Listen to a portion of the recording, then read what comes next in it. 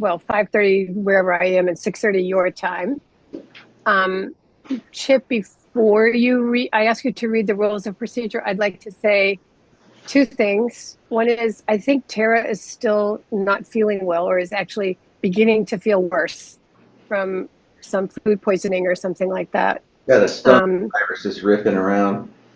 Yeah, and because I'm trying to chair this meeting remotely, I would like to ask people to please remember to direct comments to me, and also to wait for Erica to alert me to people waiting to be recognized if I don't see them. Right now, I don't see anybody on the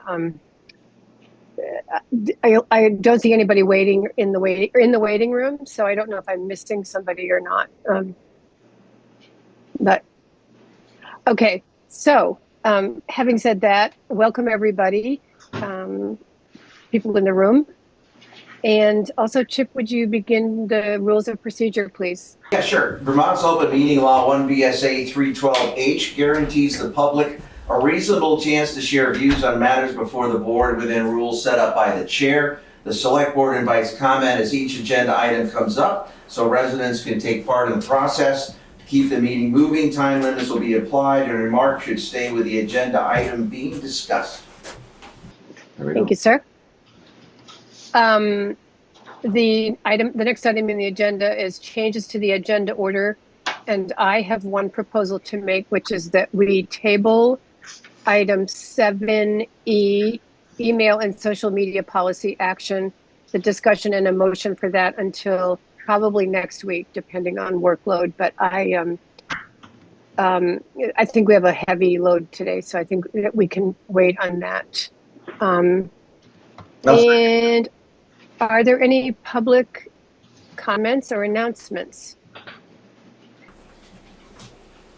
Sheila, Chip seconded your motion to table that. Oh. If you all would like to vote on it. it. Thank you for the reminder. Yep. Okay, so let's vote. Chip? Aye. Mike? Aye. And Kim? Aye. And I vote aye. Thank you for your indulgence. Now I'm going to ask for public comments and announcements. And I didn't see anybody raise their hand before I misstepped, so. I see no one in the room and no one on Zoom. Okay. Well, Jim, can we have your highway report? Absolutely. So just briefly, the weather, it's good sugaring, so it's good mud season right now. Okay. The cooling down a week ago saved us. We were about to fall apart. Nothing's really falling apart. It's getting a little wavy up by Kim, but we gotta let that water sweat out of there. We should be, a lot of the side roads are good. Some have lost their frost. Many have not. They look perfect, but they're not melted yet. So bear with us. It was 4 to 6 weeks for good roads. We're 2 weeks in, so I'll stick with that. The only other thing, we are graveling and filling potholes and that, but with the potholes you can still get through. We really need to let these roads cool out, and we're very aware. I'm getting phone calls to help me, which is fine. I love other sets of eyes, but that's where we're at right now. We got to fix a little something on Carpenter Hill tomorrow, and we'll try to do something with Sweet Pond. The backside's still frozen. The front's getting St. John Flats all pockety, and up by Kim Frost is really a potential. But it's staying above freezing, but not 70 degrees where they just fall apart on us. So all in all, we're good. That's all I'll talk about tonight. It didn't snow last night. It didn't snow Friday. It didn't snow Saturday. South Burlington got 8 inches. Last night was supposed to be a big deal as well. We're in a little pocket here. It just missed, all of it just missed us. So. Jim, thank you for that. I'm sure it's been nerve-wracking. Well, a little bit. And we're inviting you to hang around for the two things on new business too. So thank you. Okay. Erica, your town administrator report. Yes, okay, so the town administrator in the last couple of weeks, I renewed Guilford's SAM.gov registration, system for award management, coming from federal treasury. We have to do this every year. It's kind of a process, and I got through it once again. Can I just stop you right there? I remember it being a heck of a difficult process, so thank you. Yeah, you really don't want that to expire. That's when it becomes a real problem. So we made it. Let's see, I have posted a survey to the town website, and I also put it on Front Porch Forum to gather information about who didn't receive their town report and Guilford Guide. I have gotten 34 respondents so far, and I have a list of people who want things delivered to them or who want to pick them up at the town office. And I have in correspondence some communication that I had with the publisher of the Reformer regarding the postage for all that. I set up a new webpage for the Planning Commission as part of their ongoing land use work.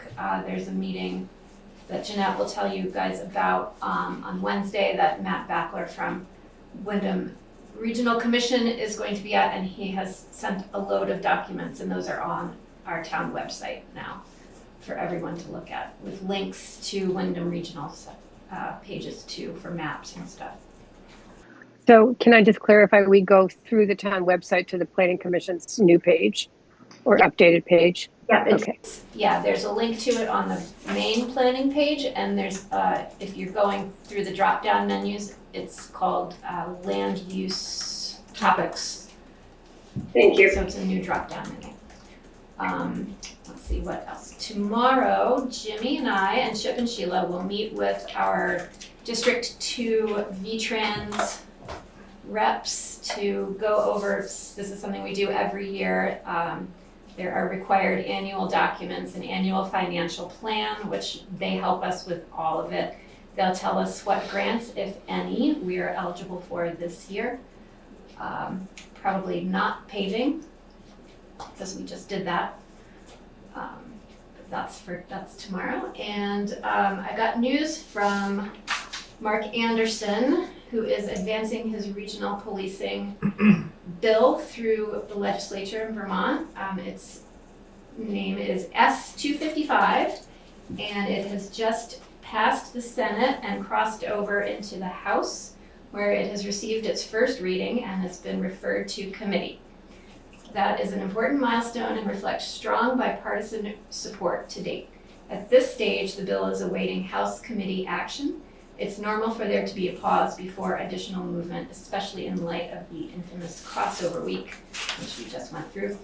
The policy committee has just navigated through. So that's the only news about that right now, but it's moving through Vermont legislature. So that's good news for Mark's pet project. And that's it.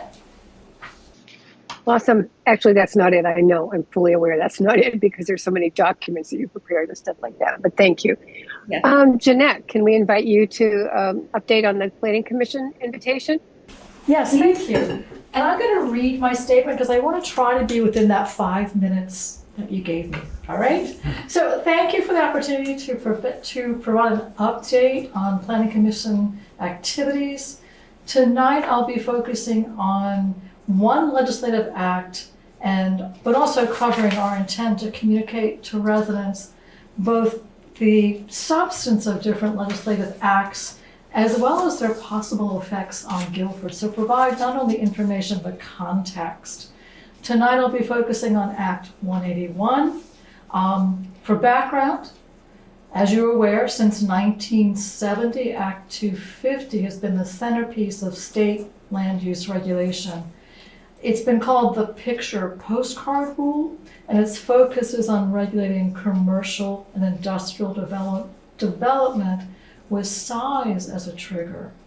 In Guilford, any commercial industrial development over 1 acre requires an Act 250 permit to proceed. The Act 250 has to address 10 different criteria. So the big news was that in 2024, the legislature passed an update to Act 250, Act 181. This is a really complex, sprawling bill with many components.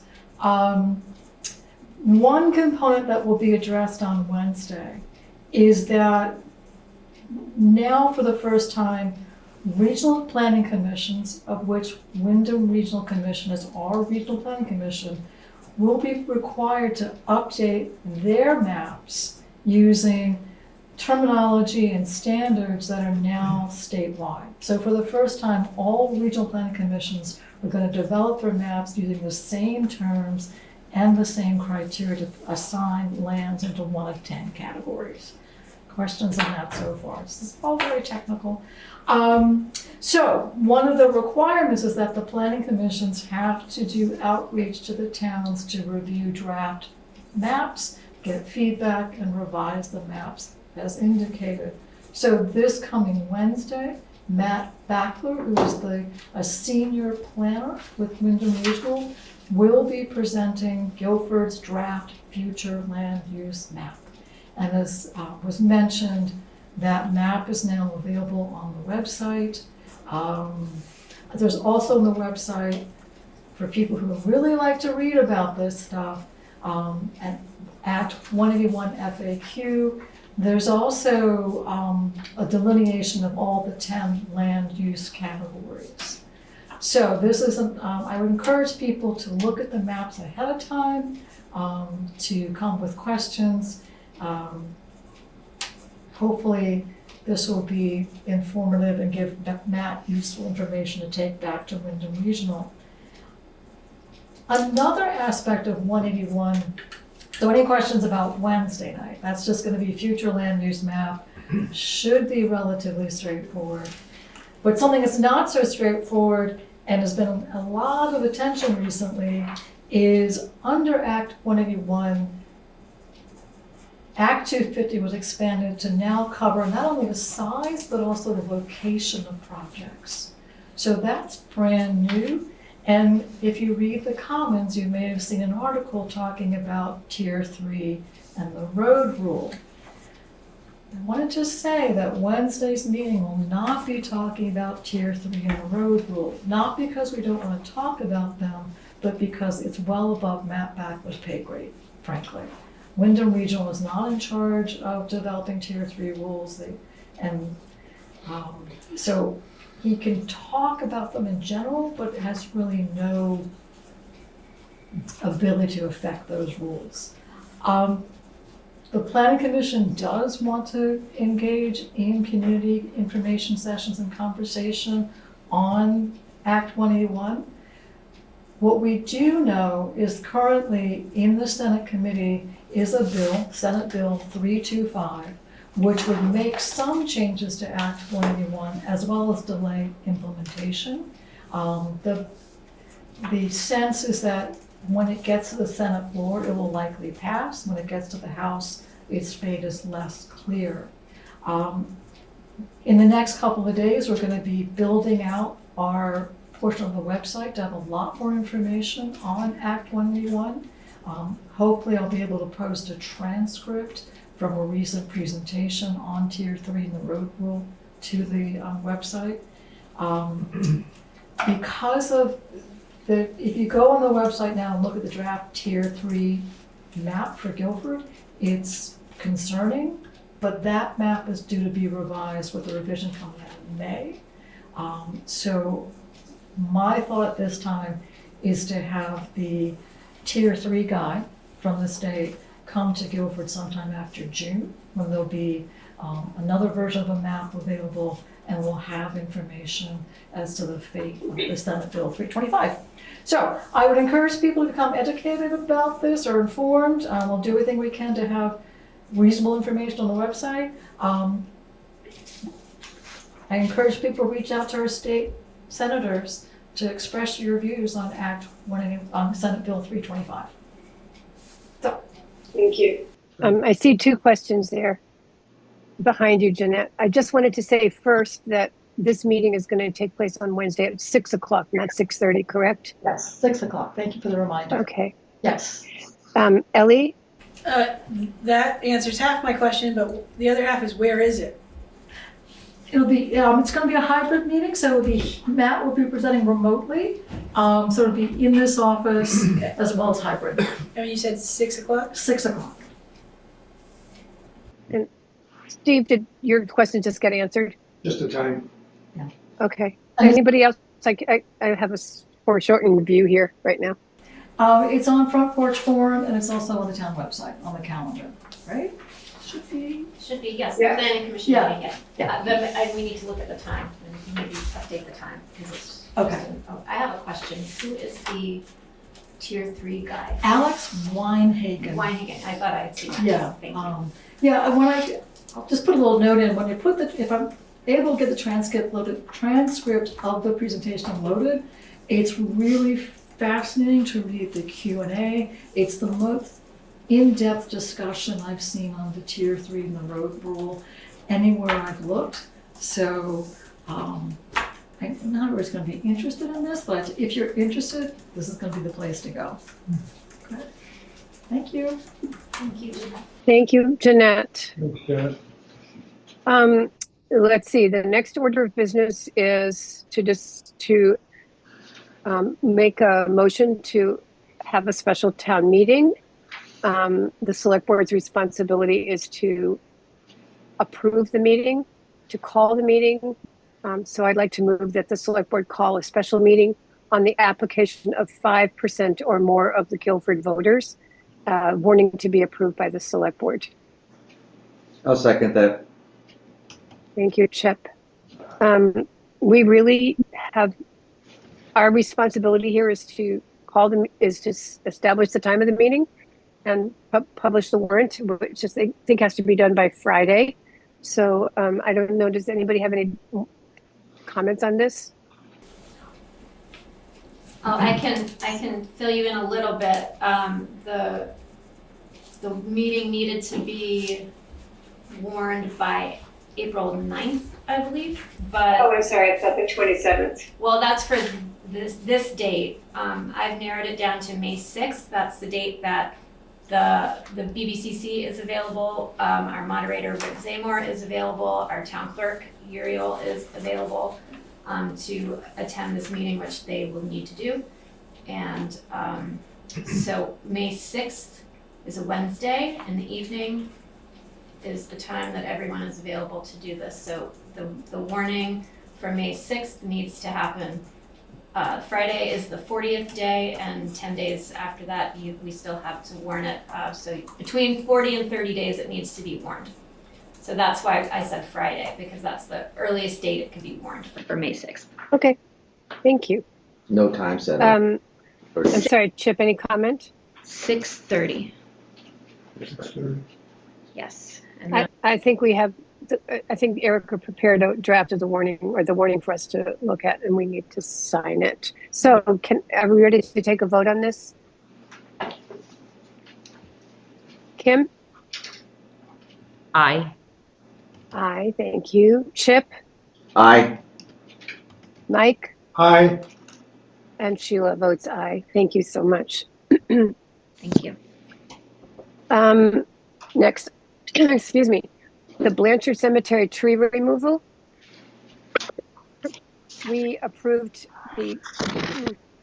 excuse me, Erica, can you take this? I'm just going to cough for a minute. Absolutely. So last meeting, the select board approved the quote that the cemetery commission received from Arbor Climb, and gave them the go-ahead to do the work while we did some behind-the-scenes work to source the funds for them. Ellie did all of that work brilliantly. So the source of funds is in this project worksheet that you guys all had in and it's on the asset management schedule, which is on the town website. And so the breakdown is the cemetery commission will use $1,820 from their current fund balance. You last time approved the transfer of $4,000 for fiscal year 26, so that's a little added to their fund balance. They also have a Warren Wilder savings account, and Ellie determined that if they withdraw $3,800 from the savings account and then $2,000 from their Putnam investment account, which Ellie is the trustee of, they will be able to pay for this work and the regular work that they have scheduled for cemetery maintenance until the end of this fiscal year. Thank you. So our job is to consider the resolution to withdraw funds from the Warren Wilder Fund in support of this project. And so I move that we approve the resolution to withdraw funds from the Warren Wilder Fund in the amount of $2,000. Approve the resolution authorizing Ellie to act. I'll second that. Thank you, Kim. Is there any further discussion? So I wanted to say that I really thought Ellie did a great job on that resolution and figuring out how to do the finances for this project, because it obviously was quite essential. So I will ask for a vote. Kim? Aye. Chip? Aye. Michael? Aye. Whoops, what am I doing here? Sheila says aye. Okay, I think that passed. I just, Jim? oh, Sorry, what? I'm sorry, I interrupted. That work has been done. That tree has been safely taken down and stacked neatly to the side, and it didn't damage anything in the cemetery. So, great work. Yeah. So Jim, would you like to come back to the table? Sure. Thank you. So the next item of business is mud season road postings per 19 V.S.A. section 1110. And what I wanted to know about this is, are we approving posting? Are we ratifying an action that's already been taken, or are we approving you to go ahead and post the roads? Just curious what motion to make. Well, we had a bit of a fire drill, so we have posted the roads. A week ago, it was 40 to 65 2 days in a row. One more day, and we were gonna have big problems. So we posted the roads, and then it cooled down, and they all froze up, and you can drive on. But it has helped already, because as I mentioned last meeting, many of the people are really good. The people that try to play by the rules, the excavator, have called me, can I move a mini excavator over Carpenter Hill this morning while it's frozen? Yes, thanks for checking in. Loggers, they don't want to tear up the road. They want to be good citizens, so they call and ask, and sometimes it's yes, sometimes maybe next week. Last year with Cutting's house, it was, I'm sorry, you're probably going to have to wait till May. But when they see those signs, and we had to take action because just the way the weather fell. So. Thank you. Yep. So I move that we ratify the mud season road postings that our road crew has already thoughtfully taken care of. Is there a second? I'll second it. Thank you, Mike. Any further discussion? Chip? Aye. Mike?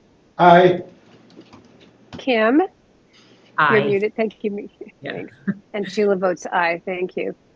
The next item is the purchase of a new single axle truck for the road crew. We have 3 quotes and sources of funds, and we're looking at a recommendation from Jim to help us think through this. Okay, so me personally, they're all name brand trucks. The Freightliner and the International are very similar. The International, we currently own 4 Internationals. Danny was a big fan, so I lean towards that between those two. The Western Star is the newest big name player on the truck world.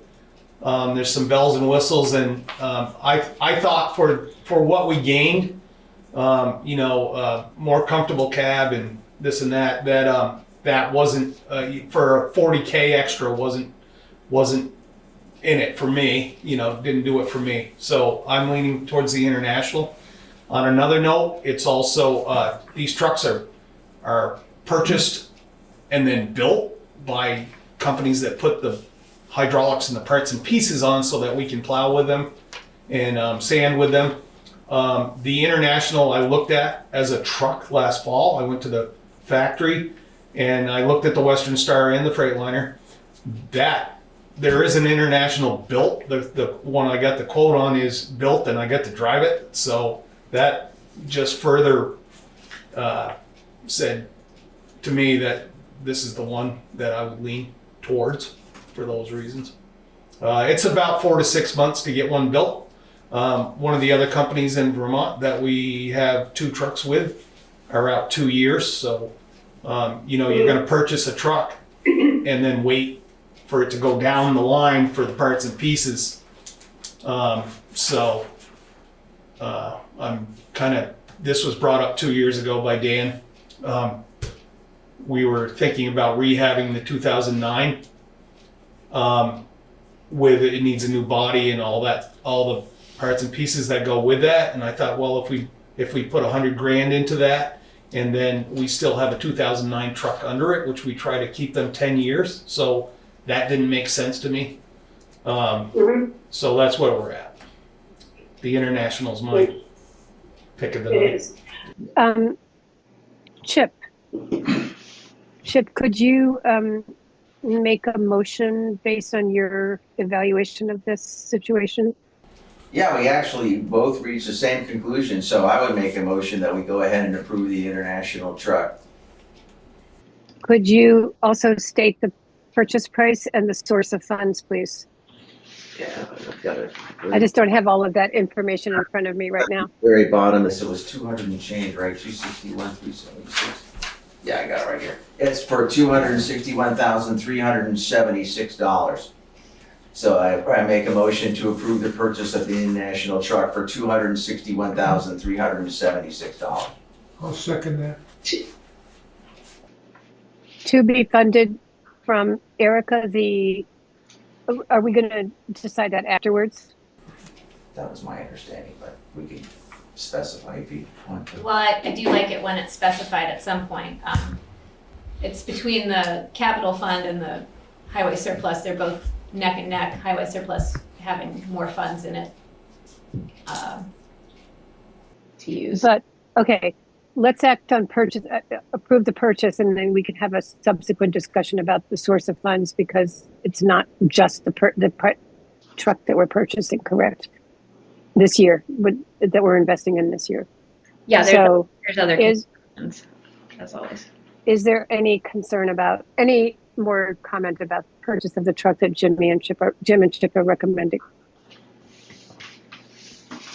Okay. Chip, how do Aye. you vote? I do. I vote aye. Mike? Aye. Mike? Kim? Aye. And Sheila votes aye. So, Erica, you said that there's approximately the same amount of money in both the asset management fund and the highway surplus. Surplus Am I correct? has a bit more. Highway surplus. Yeah.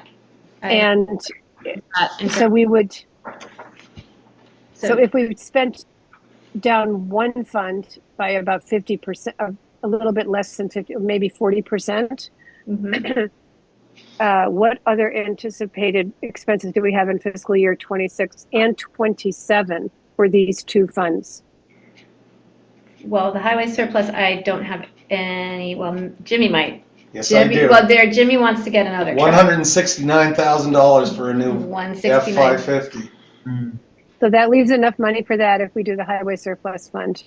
We do your truck entirely through the highway surplus fund. And for the asset management projects, There's, for 26 and 27, for 26 and 27, we have that culvert, which we don't. Slate Rock Road. Yeah, Slate Rock Road culvert. I'm sorry, I have my list someplace else. Yep. Um, I'm sorry, I have it here. Come to think of it. Hang on a second.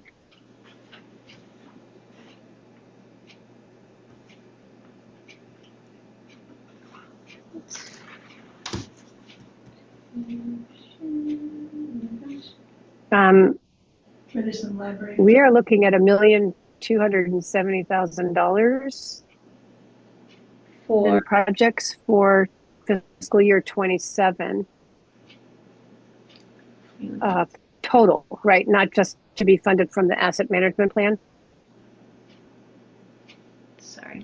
I'm just looking at your asset management payment schedule. Yeah, $1,270,000 in 2027. I see that. Yeah. But that's from multiple sources, not just, that's project cost, not, okay. So,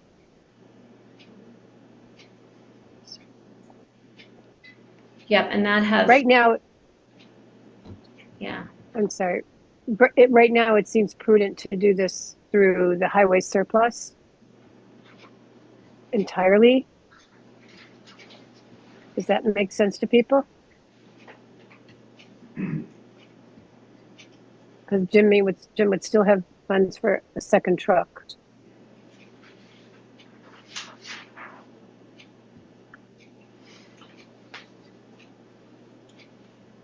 Are you thinking, Erica? I'm thinking, yeah, I mean yes, there's, Yeah, okay. there's about a little under $200,000 more in the highway surplus. So the current balance of the asset management is $627,456, and the 010 highway surplus is $806,812. So I move that we pay for this truck 100% out of the highway surplus funds. I second that. Thanks, Kim. Yeah. Any discussion? Do the capital fund, right? This listed in here. And What do you mean? under highway equipment single axle capital fund 004. This is a single This is axle, but the select board can choose Where it can- where okay. the funds can come from, and, we are considering not funding the capital fund Right, this that's what I year was thinking. because of Yes, yeah, gotcha. extenuating circumstances, so it's prudent, I think, to just be cautious with Yeah, that. sounds good to me. So the motion has been made and seconded. Any further discussion? I think Steve, were you got? Yes. I can't see if you have your hand raised over there. Yeah. Thank you. Jimmy. So planning to sell the old truck or trucks? We will. Depending what happened tonight, when I get my hands on the new one, we are currently using and have welded and this and that and the other thing. Basically, the body's rusted out. The truck's pretty solid, but And I have no idea if you get 10 cents for them or $1 million for those, but does that money that you get for the old trucks impact this discussion? Does it go directly to this cost, or no. where does the money go once the trucks are sold? I hope back in the highway surplus fund because we do have capital plans and asset management, but basically, if I have extra money in the budget, like last year that was 11%, instead of asking the taxpayer for more money, sometimes there's enough, where this is built up, Yeah. and you can do this and actually write a check out of that Right. fund and not have to go before the people and.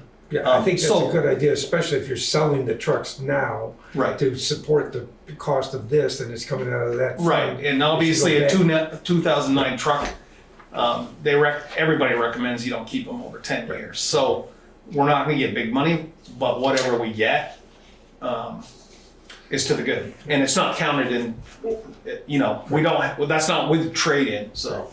Okay. Thank you. Ellie, did you? Yeah, I was just gonna ask about trade-in.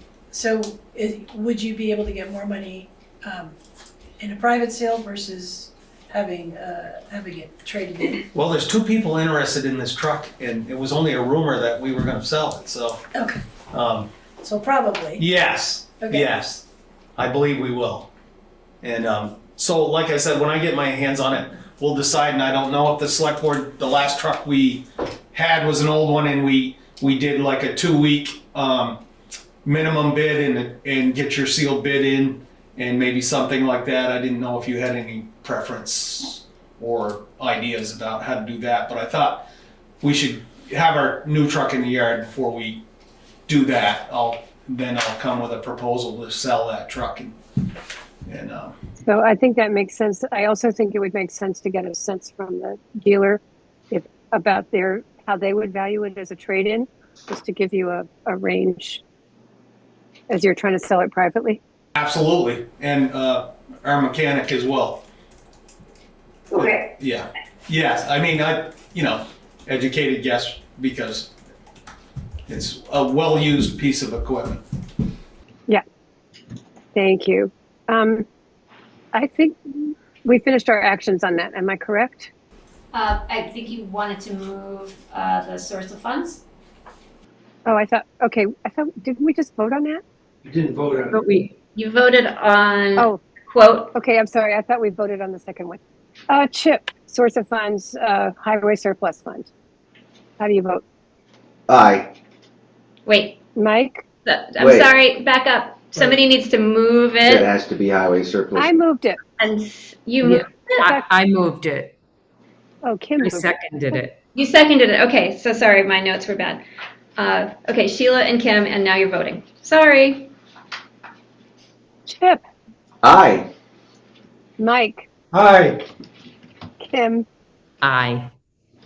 and Sheila votes aye. Thank you so much. Jim, thank you for hanging out and educating us tonight. Really appreciate it. Thank you. Thanks, Jim. Yep. Thanks, Jim. The next item on our agenda is the annual appointments by the Select Board of Town Officers per 24 V.S.A. Section 871. I'm going to ask somebody else to make that motion. I wanted to say, just as an introduction, that 2 weeks ago we decided to postpone acting on these appointments to give people in the community and to post opportunities to post these vacancies and give people an opportunity to volunteer. We thought it might be instructive to see, or informative to see, how people responded to this invitation. The invitation was also posted online and on Front Porch Forum, I think. And I don't know, Erica, did we get any volunteers? Any response to those? I did not get any new responses, no. So what we are relying on is our time-worn tradition of warm bodies that agree to speak to us and serve. So I move that we make the following appointments. Road Commissioner, Delinquent Tax Collector. Should I read these off, Erica, do you think? Yes.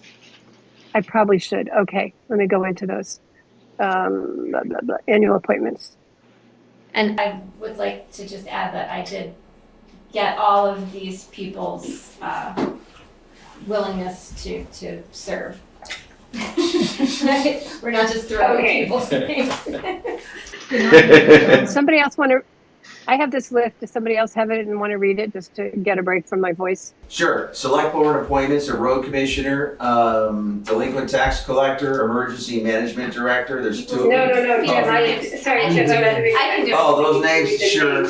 Do you want to read the list? No, go ahead. No, go ahead. I got it in front of me. Wrong list. Okay, road commissioner, Jim Freeman, that's a 1-year appointment. Delinquent tax collector, Ellie Mainen. Emergency management directors, there's 2, Dan Ingold and Jared Bristol. Fence viewers, Dan Zambreski and Dan Ingold. Conservation commission, we have some terms that are expiring this year, and everyone has agreed to continue serving: Susan Bonthran, Ann Montgomery, and William Jewell. And we do have, we can talk about the select board liaisons after we do this part, right? We can talk about that afterwards, yeah. Okay, We're not perfect. appointing that right now. Okay, so Planning Commission, Nathaniel Mathiasen, did I said that right? Michael Knapp would be filling a vacancy, and this is something that the Planning Commission voted on previously and suggested Michael. Marty Ramsberg and Christina Belagore. The Recreation Commission, Kelsey Allen, Megan Arthur, and Ellen Peters. And the Recreation Commission still has 2 vacancies to fill, so if anybody would like to do that. Wyndham Regional Commission, we have Gabrielle Cafreda and Steve Lemke. Town Poundkeeper, Marianne Lawrence. Floodplain Administrator, we have a new Floodplain Administrator recommendation from Steve Lemke for David Fuller.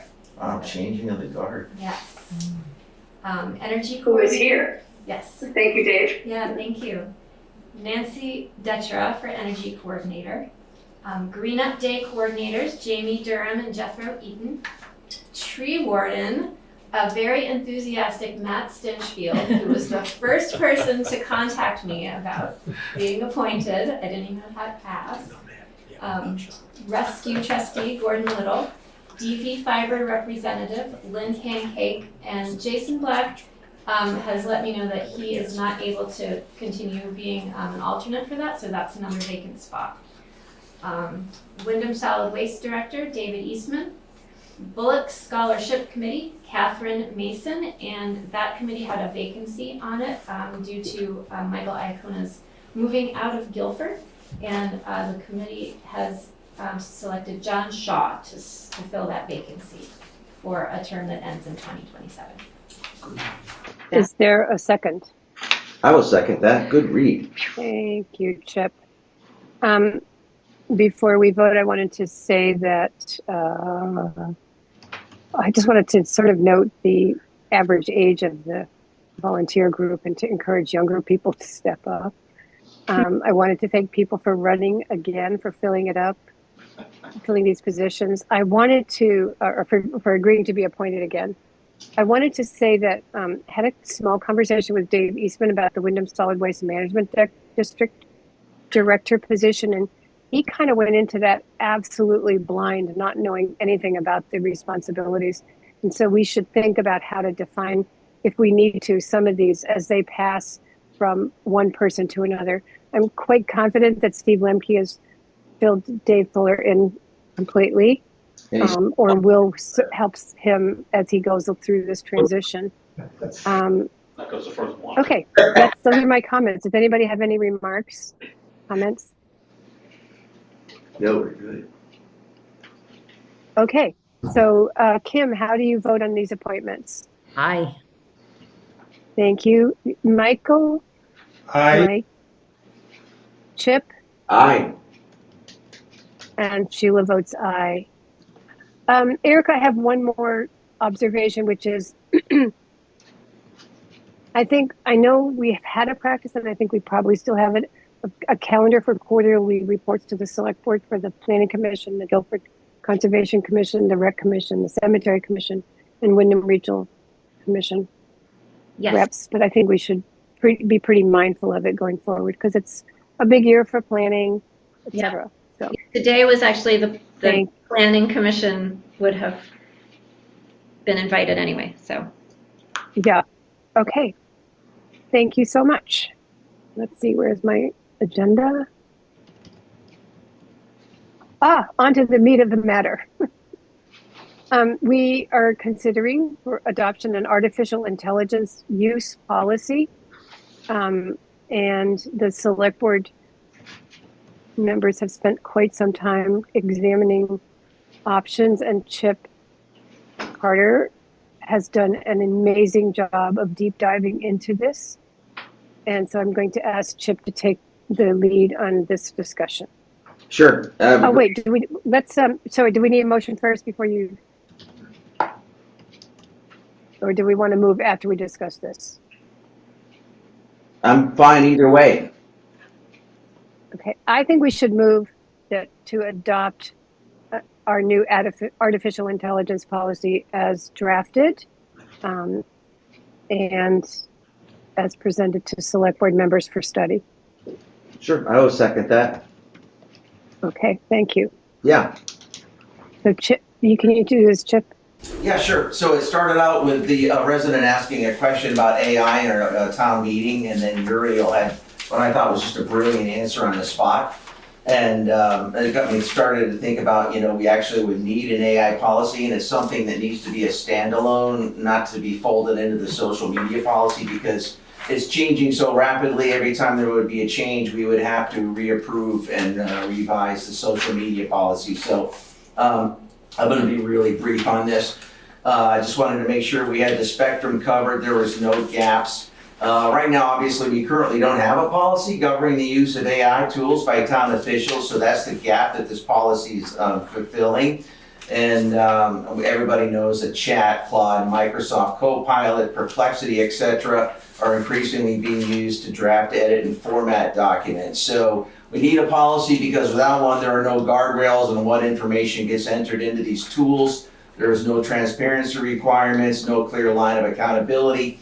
Vermont's AI division actually and VLCT are actually encouraging municipalities to get ahead of this, and we're in a really good position to do exactly that. So what the policy covers is permitted uses, which is drafting, editing, summarizing, translating, etc., all requiring a human element of review before anything is published or sent. Prohibited uses, there are no AI on legal matters without council approval, no impersonating officials, no entering sensitive or protected data, which is social security numbers, personal records, legal strategy, financial credentials, etc. And then there has to be disclosure when AI is used materially to shape a communication. It must be disclosed, must be ready to use disclosure language that is actually built into the policy. Data privacy, then we needed explicit rules on what cannot go into these platforms, including personally identifiable information and anything exempt under Vermont's public record law. Public records, obviously, AI-assisted communication public records are a full stop. And by that, I mean if a town official uses AI to help write an email, a public notice, a letter, anything sent or published, and the communication is subject to Vermont's public records policy, then it's in that same envelope. Accountability, the official who approves and sends AI-generated content owns it. The tool does not reduce their responsibility. And the key principles in this document is human review is always required. AI is a tool, not a decision maker. Transparency with the public is non-negotiable. Disclosure is required when AI is materially shaping what was sent. And the policy is designed, as we all know, we've talked about, to keep pace with a rapidly evolving landscape. And the town administrator, who at this point is Derek, obviously brilliantly handled this, can issue updated guidance as tools and best practices evolve without requiring a full select board vote every time. So that's basically it in a nutshell. What a nutshell, Chip. Yeah, thank you. I like doing it. It's fun. So this policy will not apply just to the select board. It applies to all town commissions, all volunteers in committees. And I had a question just in general, which is, so a group of volunteers on a really pretty ad hoc basis created the Guilford Guide. We did not use AI, but I wonder if that kind of ad hoc group of volunteers would also be bound by this AI policy. I think, well, I got examples. Yeah, hang on. So I put down some, so for example, I made an appendix in this agreement, illustrative examples. So example one, no AI use. A town official writes an email notice or memo entirely on their own without using AI tool. No disclosure required. Minor AI editing. So let's just say a town official, and I'm not sure an ad hoc volunteer group qualifies as a town official, writes a draft, uses AI as a tool only to maybe check spelling, make small wording adjustments like a thesaurus, maybe lightly adjust tone, again, no disclosure required. So these would be the examples where AI would assisted content. So a town official writes a key point or a rough outline, then uses AI to organize it, expand it, restructure it, maybe officially review, edit it, and approve the final version. So disclosure would be required. And then example 4 would be AI generated content. Obviously, like somebody would provide AI a short prompt, for example, draft a public notice about road closure, and then use the output largely written by AI. So I would think that the ad hoc committee would probably fall within examples 1 or 2, either no AI use at all, which obviously they didn't, or minor AI editing and no disclosure would be required. I raise the question not because I expect an answer, but because I think we all in the community, as we do stuff with and for the community, need to be aware of this policy. Yeah. Are there any comments on? I don't know if we had a chance to put copies of the policy out for people to look at before the meeting. You did. So I don't know if people have had a chance to review. I don't know if people have any questions or comments. But Sheila, Veranda has her hand up on Zoom. Oh, yes. Hey, Miranda, you go first. Hi. Yeah, I wonder, I mean, in my experience, like with town email, the AI is very invasive. I mean, starts writing emails for you if you don't manage to stop it. But anyway, the question that I have is what kind of training would we need to offer to commissioners, especially like a commission like the Rec Commission or the Cemetery Commission that don't always deal in printed matter, unlike, let's say, the Conservation Commission and the Planning Commission. What kind of depth of training would be required? So I think, Miranda, the policy is quite detailed on that matter, on that topic. And I think by sharing it with all of the commission chairs, we should then share it with the members of the commissions and review it annually, because it's going to be changing as AI changes. I don't think it's a matter of training as much as it is, I mean, unless people undertake to use an AI tool for some purpose, then you need training, I think. But I don't think we need to be trained in the using of AI. I think we need to know the strictures around using AI if we decide to use it. Okay. Mike? Yes, and I'll ask you, Chip. There are all kinds of different AI software facilities. I'll call them that. Are there any that we should not be using? I can't think of any off the top of my head. I mean, obviously, the way some of them work, Perplexity is, it encompasses like 4 or 5 of them in one model. You can select your own model. I'm just saying, I guess where I'm coming from, are there biases built into some of these AI packages that we should stay away from? I'm not aware of that. Was that Grok? Yeah.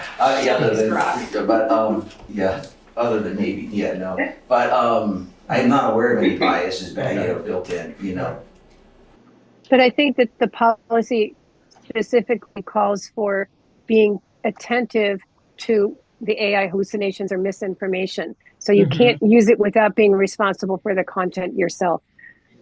And that's also why we have in there that you have to cite that you used it. So if there is an issue, or if somebody wants to, question something, they know that it was, done with AI, that it wasn't a person actually saying it. Yeah, that's a good point. And the way the person can actually write the prompt, I mean, there's bias built in, but it's framing. You know how some, or ChatGPT is designed to be friendlier, Claude can be more direct.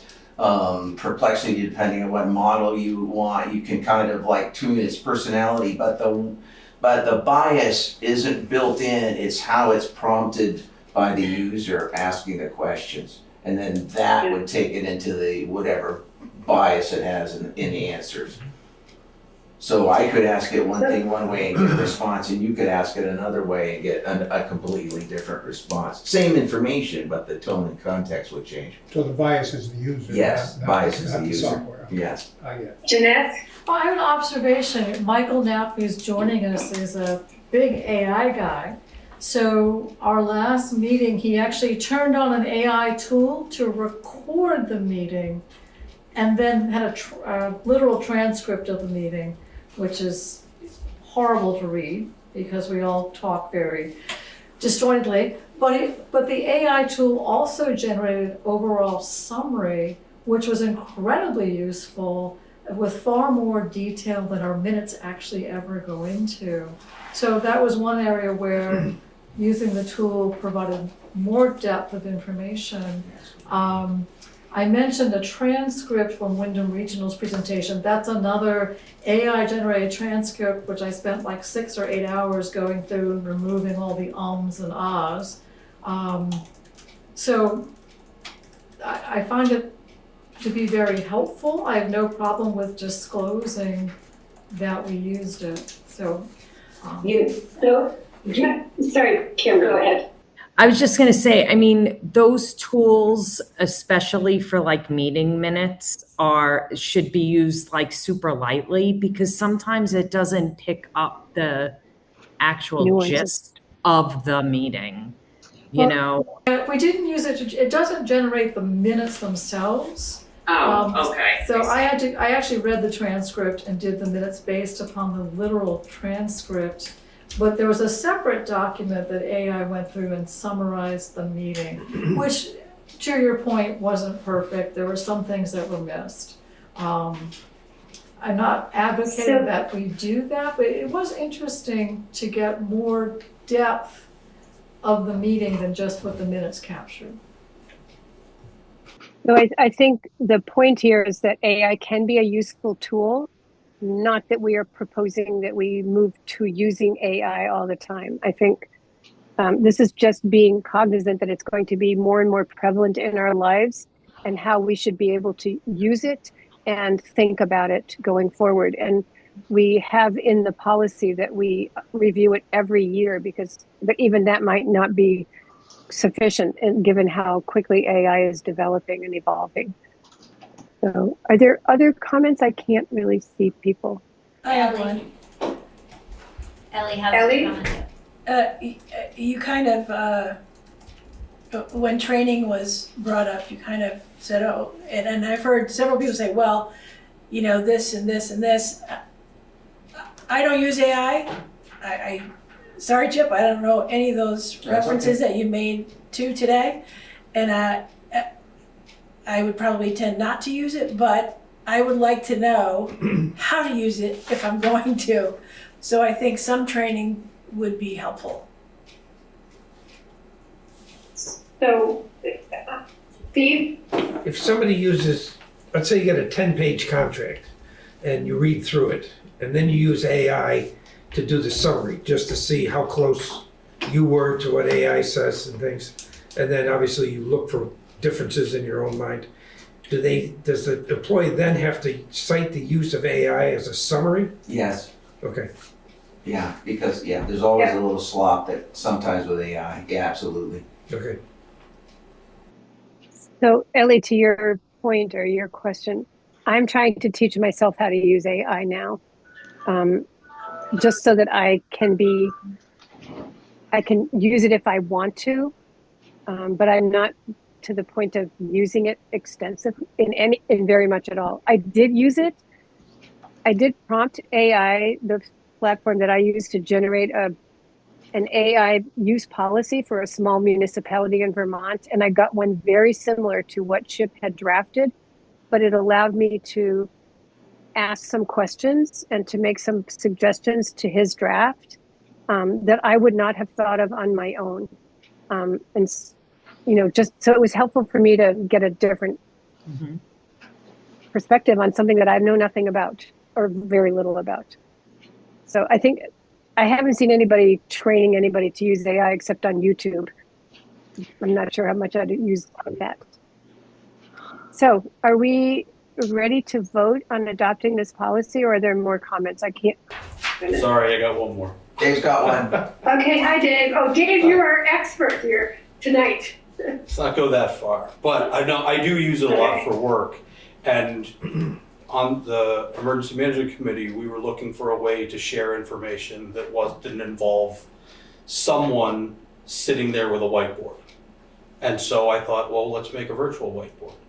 And using Claude, I set up a web page in about 10 minutes that if you send emails to a certain address, the content of that email with the time and the person who sent it is posted in a feed. And so we were just testing it and said, 8 inches of snow here, no plows yet. And this was showing up. And that was not permitted. Oh, okay. And so I just think not the specific thing, because we haven't adopted it formally or anything. It was just something that I thought would be interesting to try. But tool use, to make tools it's a huge help, because it's things that I could have done that on my own. It would have taken me a week, and I don't have the time to do that. Or I could use Claude, and it took me, 15, 20 minutes. Right. So, said there's a new web page for the planning commission. I don't know where that came from or who made it. Erica. Oh, awesome. So but it's another thing, if you wanted to add things to it, Claude can do that quickly. So I just think of that as a potential use that could be of help. So what I'm hearing is learning opportunities are valuable. Yes. Are we ready to vote? So Kim, how do you vote? Aye. Mike? Aye. Chip? Aye. And I vote aye. And I want to thank Chip for all of his work drafting this and for everybody's thinking about it over this long homework weekend. So moving on to the finance, I just wanted to make a quick note about the budget. So we are at 72% of our fiscal year, and we've expended nearly 64% of our budget expenses in 003. I confess I didn't look at the 009 budget. We have 3 more months to monitor expenditures and determine the best way to avoid a revenue shortfall and not draw down our reserve fund. So I just wanted to point out that we're being pretty careful about that. Warrants. Erica, do you want to read the warrants, or do you want me to? You got tabled. Oh, they got shelved. Okay. Yeah. Yeah, I can read the warrants. Sure. Okay. Would you Thank you. Would you like to make a motion so that we can? I move that we accept the warrants as written. Payroll week ended 3/15/26, $8,216.20. Payroll week ended 3/22/26, $7,752.75. Expense warrant. Let me just see where my paper is here. Number 2618, $25,189.40. Expense warrant number 2618M, $1,300, for a total of $42,458.53. And Erica, is there a second? Sorry. I'll second. Thank you, Kim. Yeah. Erica, do you want to highlight the Yeah. major expenses here? Yes. Thank you. So we have the Arbor Climb bill for $8,700 for the Blanchard Cemetery, which we talked about the sources of funds earlier. And I think the Cemetery Commission was very pleased with that work. DJs, $3,172.78 for minor repairs on 3 of the trucks that have been very busy. Roberts Energy, $3,172.78. Most of that is diesel, $108 of heating oil for the garage. And Zaluzny, $11,925 for sand. The separate warrant for $1,350 is to the Vermont Agency of Natural Resources for our municipal roads general permit, which is an annual fee which we pay to the state, which allows Guilford to receive state aid to highways. Excuse me, Erica. On the agenda, you have 1,300. It is 1,350 though, correct? It should be $1,350. Okay. Sorry. Is the let me see the warrant here. It is, I'm pretty sure Ellie's right. $1,350. Yep. So amend that total amount. So I move the amend expense warrant number 2618M to $1,350 before we act on the original motion. Is there a second? I'll second. Thanks, Kim. Kim, Aye. vote. Mike, Aye. Chip, Aye. and Sheila votes aye. Thank you. Now I think we can, is there any discussion of the expenses that Erica discussed or in general? No. Okay, let's vote on the warrants. Warrants. Chip, Aye. Mike, Aye. Kim, Aye. Sheila votes aye. Okay, thank you very much. The next item of business is the approval of the minutes of 3/9/26. Does someone want to move that we approve those minutes? I'll make that motion. I'll second Thank it. you, Chip. Thank you, Mike. Any discussion? Okay. Kim, how do you vote? Aye. Mike, Aye. Chip, Aye. and Sheila votes aye. Thank you very much. Is there any other business to come before the board tonight before we go into correspondence? Seeing none. Erica, would you be willing to share the correspondence that we received from the reformer? Yes. I think in full because it's such an informative piece of correspondence. Okay, sure. Yeah. So this is regarding the just the non-delivered town reports and Guilford guides. After the dust cleared from town meeting, we realized that there's a lot more town reports left over than there are Guilford guides. A few people did get double Guilford guides, but not that many. And I will remind everyone once again that there's a survey up on the front page of the website. Please do let us know where you live and if you received one or the other or neither of these things. And if you didn't, I will get them to you probably by driving it to your mailbox. But so I communicated with Jordan Breckenzer, who's the publisher of the Reformer, who delivered both the guide and the town report. They also printed the town report and did a lovely job. But this was just something that happened at the post office, and I requested a refund of some of the postage, although the bulk rate is really not that high. Like if I put one of these in the mail in an envelope, it would cost probably $5 to mail it, but their bulk rate to do it is much less. So here's what Jordan says. Hi Erica, thanks for the email and phone call the other day. I'm sorry I didn't have any better news regarding the Brat PO and the delivery issues you experienced. As you are aware, you did everything correctly, from filing it with me for printing to getting the pre-printed guide delivered for us to process the mailing portion. And we did everything correctly, including proper postal paperwork for each job, preparing and paying for postage, and delivering to the PO prior to the in-home date of the 17th.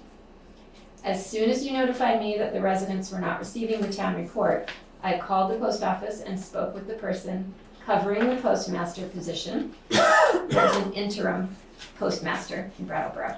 They informed me they were doing their best to get them out, given the short staff, and that on the 17th they would have every piece delivered. That clearly did not happen, as you had leftovers to pick up, and had some residents report not receiving a copy.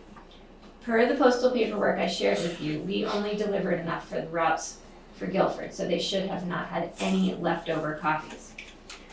I wish there were a mechanism to recoup or refund prepaid postage for undelivered copies. However, that unfortunately does not exist with USPS. They do not refund postage regardless of non-delivery. Very frustrating, as this is something that I deal with all too often. The reality is the post office failed to do its job, and due to staffing and lack of management, was not able to make good on their promise to deliver all the copies. That all said, I want to offer you $116 credit for the postage you paid to cover the missed portion of the town report that you had us print. I'm doing this as a make good and courtesy to the town of Guilford and to you personally, as I unfortunately won't be able to receive any refund from the post office myself on this. But I wanted to be a good partner and understand how frustrating this is. We are in the same boat. Thanks, Jordan. So. Erica, thank you for that. And I think that's just awesome that they're acknowledging that it's such the problem was entirely out of our hands. So thank you. Yeah. Let's see, the next. I have one more piece of correspondence quickly. Oh, cool. It was a mailed letter to the select board, and it's from the Franklin Land Trust regarding their D2R2 bike race. It's not really a race, it's just a ride. And the date for that will be Saturday, August 22nd. You probably, Steve Lemke's going to want to see that date and the information for the Green River Trust. Yes. Yeah, we've been working with Franklin Land Trust for the last 6 weeks, so we're good. Oh, so you already know. Yes. Okay, thank you. Okay, it is time for us to enter executive session to discuss labor relations agreements with employees per 1 V.S.A. section 313A1B. I move that premature knowledge of discussions could potentially put the town or a person involved at significant disadvantage. Is there a second? I'll second it. Thank you, Mike. All in favor? Chip? Aye. Mike? Aye. Kim? Aye. And I vote aye. The second motion is I move that we enter into executive session at 7:44 p.m. to discuss labor relations agreements with employees per 1 V.S.A. section 313A1B, inviting Erica Elder and Ellie Mayanen to participate. Is there a second? I'll second. Go ahead. No, you go ahead. I'm sorry, Mike? So much All better. right. 2 seconds. Yeah, you have 2 seconds. It's a tie. Thank you. I'd like to see that Kim? in the minutes, please. Aye. Kim? Mike? Aye. Chip? Aye. And I vote aye. So I move that we exit executive session and I move that we exit executive session, which ended at 8:52 p.m. And I'll second it. Thank you, Chip. Kim, how do you vote? Aye. That was Mike. Chip? Aye. Chip? Okay, Mike? Aye. And I vote aye.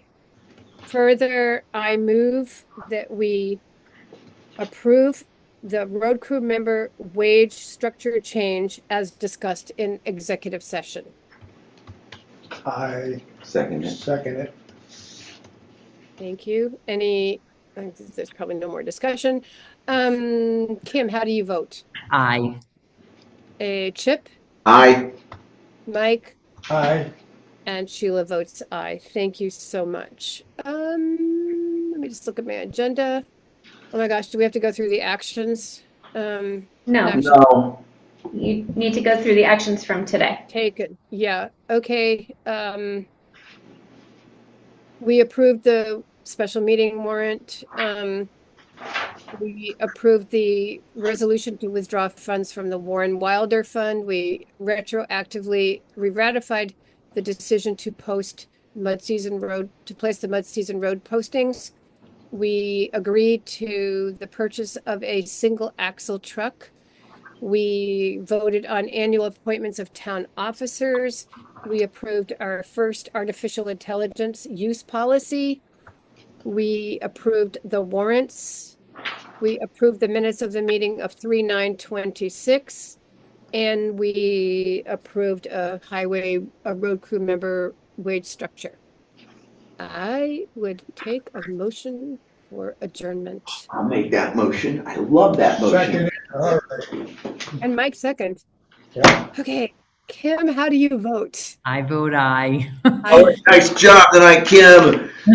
Wait a minute, Chip. You're packing up and you still have to sign things. I'm going to sign How do things. you vote? I vote aye, and I want to say nice, seriously, with the amount of people on Zoom tonight and everything, and with the live broadcast, I just am very impressed with you and Kim of how you've handled it. Pat, seriously, really good job. Thank you, sir. Great.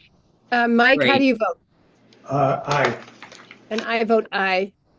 Thank you, everybody. Erica, I can sign by DocuSign or whatever. Hopefully not Adobe. Okay, I'll make it DocuSign. Thank you. All right. Thanks, everybody. Have a good night. Bye, thank you. Bye. Bye. Aye. Aye.